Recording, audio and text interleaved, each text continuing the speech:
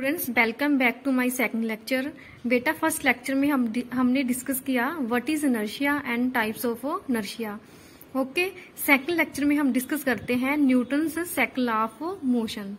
Rate of change of linear momentum of a body is directly proportional to the external force applied on the body. ठीक है, जो rate of change of momentum होएगा किसी body में वो किसके directly proportional होएगा, जितना हम उस बॉडी पे एक्सटर्नल फोर्स अप्लाई करेंगे।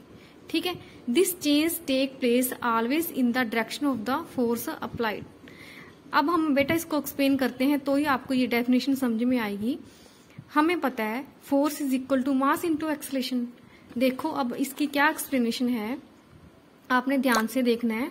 Suppose m is the mass of the body. कोई भी ऑब्जेक्ट है हमारे पास, मान लो पेन है, पेन का मास क्या है m। v is the velocity of the body. v क्या है, वेलोसिटी ऑफ द बॉडी। हमें पता है मोमेंटम किसके इक्वल होता है, मास इनटू वेलोसिटी। हमने लास्ट लेक्चर में डिस्कस किया था ना, मोमेंटम किस पे डिपेंड करता है, मास इनटू वेलोसिटी पे। अगर किसी बॉडी का मास ज्यादा होएगा तो मोमेंटम ज्यादा होएगा, अगर किसी बॉडी का वेलोसिटी ज्यादा होएगी तो मोमेंटम ज्यादा होएगा। हमने अच्छे से एक्सप्लेन किया था लास्ट लेक्चर में ग्राफ के through. Okay, let F is the external force applied on the body in the direction of the motion of the body. Let us suppose कोई बॉडी मूव कर रही है, F हम उस पे एक्सटर्नल फोर्स अप्लाई करते हैं। देखो पेन की एग्जांपल, पेन मतलब कि एक बॉडी है, इसका मास m है, v इसकी मान लो वेलोसिटी है, तो हम इस पे एक्सटर्नल फोर्स अप्लाई कर रहे हैं। फिंगर से क्या कर रहे हैं, एक्सटर्नल फोर्स। मैंने आपको बताया था ना, एक्सटर्नल फोर्स हम पुश और पुल की फॉर्म में अप्लाई करते हैं। जब हम इस पे फोर्स अप्लाई करेंगे तो उस बॉडी का मोमेंटम चेंज होएगा। ठीक है, लेट p क्या था बॉडी का, पहले वाला momentum, delta p small change in linear momentum of the body in small time delta t। किसी पर्टिकुलर टाइम में, मान लो 2 सेकंड में बॉडी का मोमेंटम चेंज हो रहा है, that is equal to delta p। तो न्यूटन्स के सेकंड लॉ के अकॉर्डिंग क्या होता है, rate of change of momentum is directly proportional to the external force. अब हम इसको मैथमेटिक फॉर्म में लिखेंगे। सबसे पहले देखो हम rate of change of linear momentum को कैसे राइट कर सकते हैं, delta p upon delta t। इसका क्या मतलब है, delta p upon delta t का क्या मतलब है, rate of change of linear momentum in small time interval. Time interval हम क्या लेके चले हैं, डेल्टा t। देखो बेटा अभी मैंने आपको क्या बताया था, according to Newton second law of motion rate of change of linear momentum is directly proportional to force. F क्या है, फोर्स, P क्या है, लीनियर मोमेंटम। ओके, फोर्स भी हमारे पास एक वेक्टर क्वांटिटी है, इसलिए हमने फोर्स के ऊपर वेक्टर शो किया है।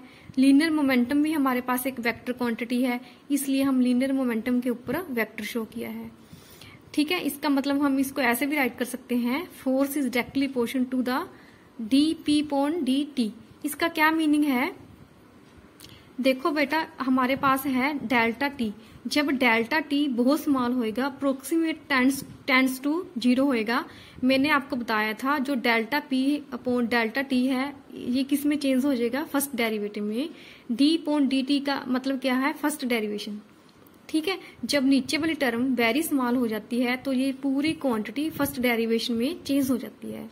अब यहाँ पे डायरेक्टली प्रोपोर्शनल का सिंबल है, तो ठीक है, अगर हम कोई भी डायरेक्टली प्रोपोर्शनल का सिंबल हटाते हैं तो हमारे पास आ जाता है एक constant term, where k is a constant. ठीक है, हम यहाँ पे मोमेंटम की वैल्यू पुट कर देंगे। हमें क्या पता है, momentum is equal to mass into velocity. ठीक है, तो हमने क्या करना है, डेरिवेशन करना है। तो किसी बॉडी का मास तो कांस्टेंट होएगा, मान लो हमारे पास ये पेन है, इसका मास तो कांस्टेंट होएगा ना, तो क्या वेरी करेगा, जब हम उस पे फोर्स अप्लाई करेंगे वेलोसिटी वेरी करेगी ना।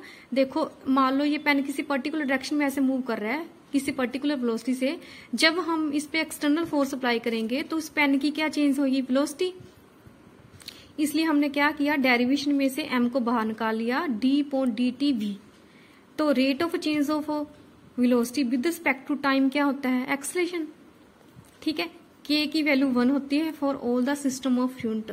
For all the system of unit का मतलब होता है अलग अलग सिस्टम ऑफ यूनिट, जैसे हमने फर्स्ट यूनिट में स्टडी किए थे, SI system, CGS system, MKS system, FPS system. सारे सिस्टम के लिए k की वैल्यू 1 होती है। इसलिए हम ऊपर वाली इक्वेशन को कैसे राइट कर सकते हैं, force is equal to mass into acceleration. बेटा ये लॉ बहुत इंपॉर्टेंट है, force is equal to mass into acceleration, ये एक फोर्स का फंडामेंटल फॉर्मूला है।